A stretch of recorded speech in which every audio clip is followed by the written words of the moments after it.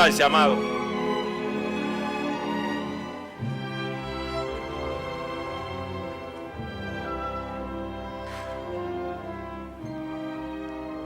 La Semana Mayor se celebra la segunda semana del mes de Abit, que es el mes de abril. Claro que el sistema romano lo estableció a su manera, y a veces que a final del mes de marzo están celebrando la Semana Santa, porque no conocen las Escrituras. Pero la Biblia establece que se celebra la semana de Pascua, lo que se conoce como el sacrificio del Cordero en Israel, para librar el pecado de toda la nación, el día 14 del mes de Abit. Por tanto, todavía le queda una semana, pero como nosotros vamos a aprovechar la oportunidad para que la gente sepan que lo más grande que nosotros celebramos es el día en que Cristo fue crucificado sobre el madero para librarnos de la condenación eterna y resucitado para ser justificado por el Espíritu, como el apóstol Pablo le escribe a Timoteo. Porque grande es el misterio de la piedad.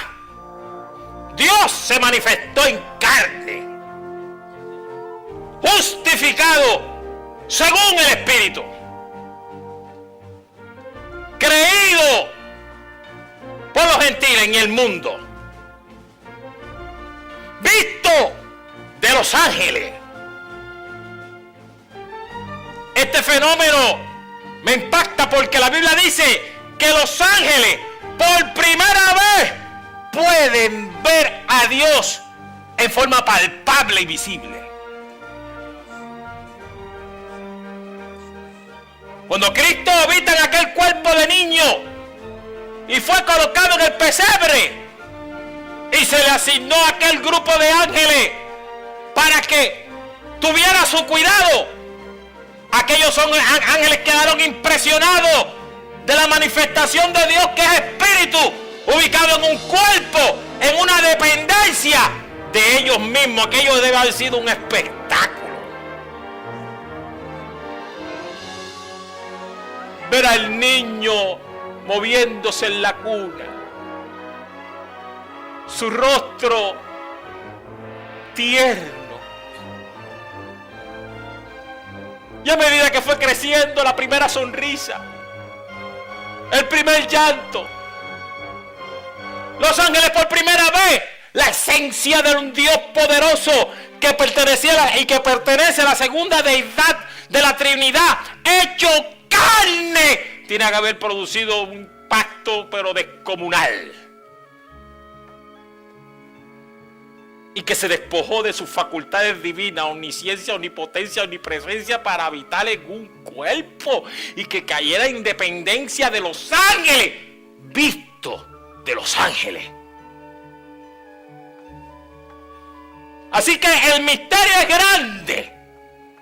No se limita al solo hecho de pensar que vamos a celebrar la Semana Santa, y celebrando la Semana Santa, este día en que Cristo resucitó según las Escrituras, nos debe de cautivar y de impactar, porque sabemos y entendemos que la muerte de Cristo fue para redimirnos del pecado, pero la resurrección de Jesucristo estableció lo que nosotros somos hoy en día, la iglesia. La iglesia nace el día en que Cristo resucitó de entre los muertos, por una y sola y sencilla razón, de que el pecado había sido vencido. El hombre es incapaz, será incapaz de poder vencer el pecado. Nosotros tenemos en sí una concupiscencia que nos inclina a errar. Dios no se conformó con establecer la ley para que nosotros en la ley conociéramos cuál era su voluntad, porque Él sabía que la ley era imposible cumplirla. Según la carta a los Romanos, Pablo dice que la ley vino a este mundo para que el pecado la acrecentara. Al establecerse la ley y nosotros no poder cumplirla, iba a producir en nosotros una incapacidad y una necesidad imperante de que Dios pudiera establecer una relación con el hombre, y para eso fue que apareció el deseado de las naciones. Déjala ahí abajo porque tú eres más inteligente que yo.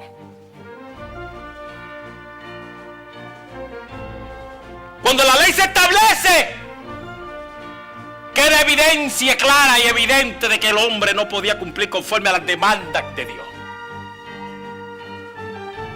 Esto produce en nosotros la necesidad de que Dios establezca su justicia. Y desde el inicio de la Escritura, entonces Dios comienza a relacionarse con el hombre, y el hombre, a través de la fe, comienza a conocer la gracia y el favor de Dios. Gente piensa que la dispensación de la fe comienza con Abraham,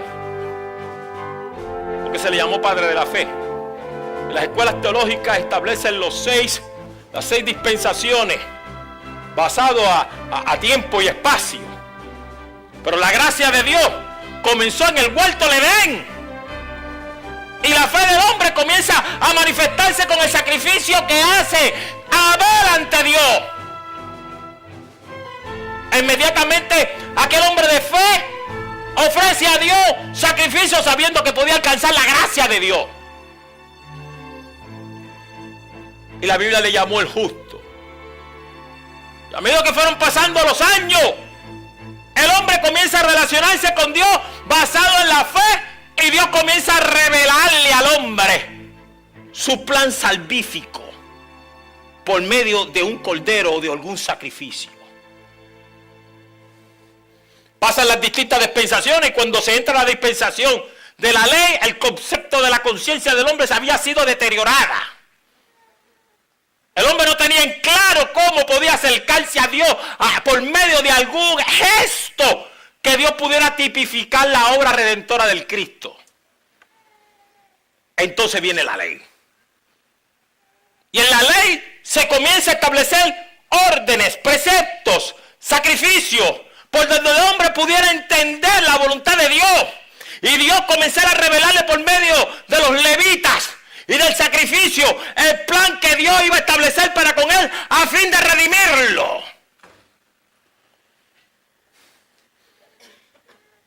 Y le da la fiesta de la Pascua o el sacrificio de la Pascua. Y en ese sentido ya el hombre comienza a entender, y aún así tenía su mente embotada. Y fueron pasando los años y convirtieron ese sacrificio en un acto, en una costumbre, en una rutina. Perdieron su esencia. El hombre tenía que tomar y comprar la oveja y caminar como pasó Dios, como Dios le mostró a Abraham, camino de 3 días. Y llevando a su hijo iba pensando, dice el autor a los Hebreos, que Dios era aún capaz de resucitarle de entre los muertos, que en sentido figurado le volvió a tomar. Ese camino de 3 días ponía al hombre en una posición de autoanálisis, llevando la oveja, tomando la oveja y caminando hacia el lugar del sacrificio y confesando, para cuando se presentara ante del altar y ofreciera el sacrificio, su corazón quedara compungido por el Espíritu, y a la hora de ofrecer aquel sacrificio pudiera alcanzar la gracia y el favor de Dios. Pero lo convirtieron en una rutina. El pueblo de Israel perdió el sentido del autoanálisis, del rompimiento, y comenzaron a vender ovejas, palomas y todo lo que Dios demandaba del sacrificio en el templo para hacérselo accesible a la gente. Y de esa manera lo convirtieron en un negocio lucrativo. Hoy en día cometemos los mismos errores. Cuando vamos caminando hacia la casa de Dios, no vamos autoanalizándonos, nos vamos evaluando y no entramos a sus atrios con acción de gracia. No vamos cantando y orando sabiendo que nos vamos a reunir con los demás santos para invocar su nombre y de esa manera alcanzar el favor y que el Espíritu de Dios compunja los corazones y nos presentemos al trono de la gracia para alcanzar el oportuno socorro. Porque es una rutina. Porque los pastores dijeron que esta semana va a haber Semana Santa. Y lo mismo que dijeron el año pasado, sí, el mismo que dijeron el año pasado. Vamos a hablar de las 6 palabras, yacho, no me las sé de memoria. Padre, perdónalos porque no saben lo que hacen. Hoy te digo que hoy estarás conmigo en el paraíso. Madre, mira ahí tu hijo. Hijo, mira ahí tu madre. Elí, Elí, sabactani. Dios mío, ¿por qué me ha abandonado? Tengo sed. Consumado es. Y así sucesivamente nos vamos entrando en la rutina. Y nos vamos olvidando de los efectos poderosos que produce la cruz en nuestros sentidos. Nos vamos olvidando de que Cristo fue crucificado allí en el lugar que nos correspondía a nosotros. Vamos olvidando de esa magna obra que en el capítulo 5 del profeta mesiánico Dios le dice al pueblo 150 años antes de la invasión de Babilonia. Y le dice: ustedes no han considerado mi obra. Estoy cansado de los tamboriles, de la flauta y de la danza y de aquello y de lo otro. Y no han considerado mi magna obra. Ni la analizan. La Semana Santa no debería de ser una rutina anual. Entre los santos que hemos conocido al Dios de la gloria, la Semana Santa debe de compungirnos y nos debe de compungir todo el año.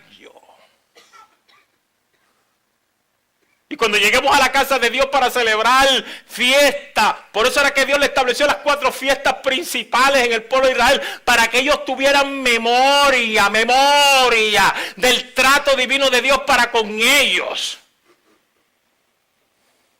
La fiesta de los tabernáculos, la fiesta del Purín, que fue la última que se estableció cuando Dios libertó al pueblo de Israel allá en el imperio medo-persa por mano de Mardoqueo y de Esther. Y cada una de las fiestas representaba un efecto en los sentidos espirituales que producía una búsqueda profunda de Dios.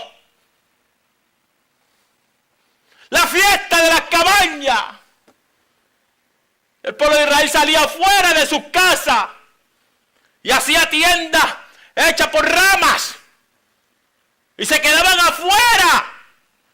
No dormían en sus casas para recordar cómo Dios los libró en el desierto por 40 años, donde su ropa nunca se envejeció y el calzado de sus pies crecía según la estatura del niño.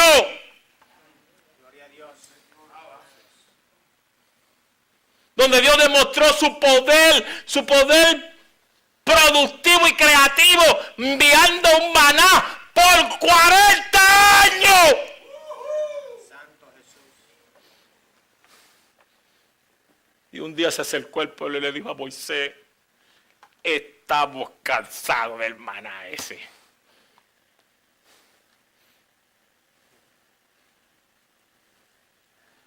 Queremos Burger King.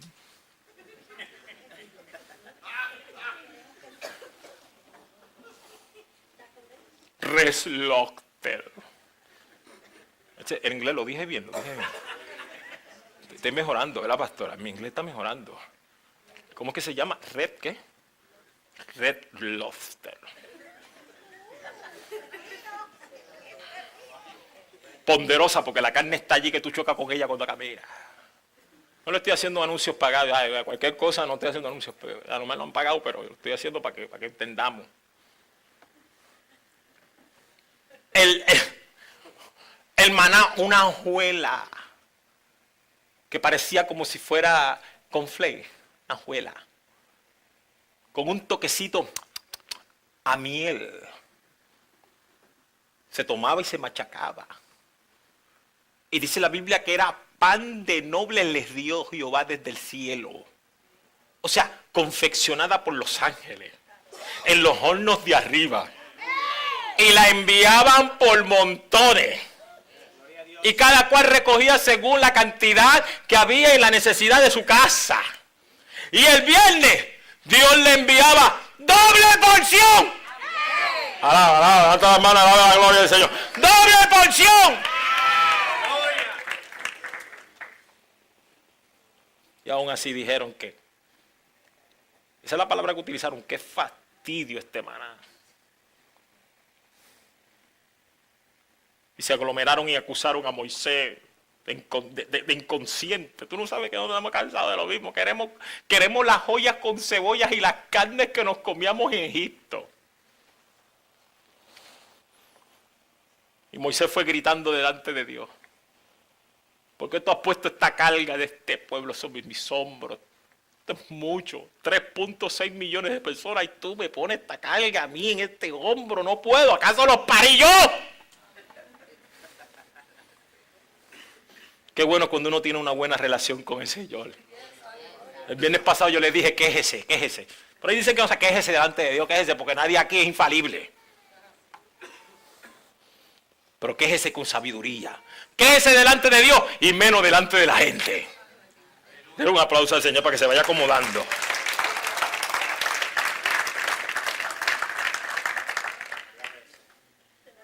$600,000 hombres que sacan espada de a pie y tú vas a decir que tú le vas a dar de comer a todo este montón de gente. ¿De dónde los vas a sacar? La respuesta de Dios ante nuestras crisis es la siguiente.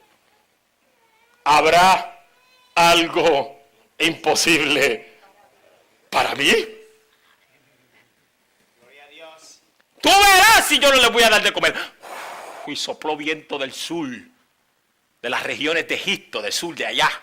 Y le recogió cuanta gallina había de por toda esa zona. Y se la trajo y se la tiró en las arenas del desierto. Y le dijo, no les voy a dar de comer un día, ni 2, ni 3. Le van a salir hasta chichos en la cintura. Porque yo les voy a dar comida por 30 días hasta que se harten.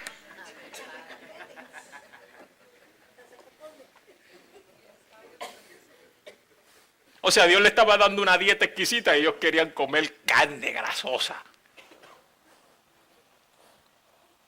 El cuidado de Dios ha sido consistente en toda la historia. Dios ha querido que nuestros sentidos sean afectados por su plan salvífico en todo el transcurso bíblico. Pero claro está, amados de mi alma, no tenemos tiempo para eso. Nuestra vida es muy complicada. Hay que levantar los nenes mañana para la escuela. El culto de ¿cuándo es? ¿Cuándo es el estudio bíblico para tal? Miércoles, no, yo no puedo, porque es que los nenes. Mañana me tengo que levantar a trabajar. Dios conoce mi corazón.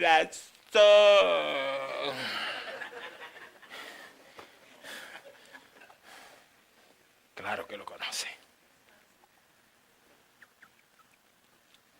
Esa es la mejor verdad que decimos todos los días. Dios conoce el corazón. Y dice que no hay nada oculto delante de Él. Y Él sabe si hacemos las cosas con pasión, con entrega. Él sabe que las excusas, dicen mi abuelo, que solamente le sirve el que las da, no el que les escucha.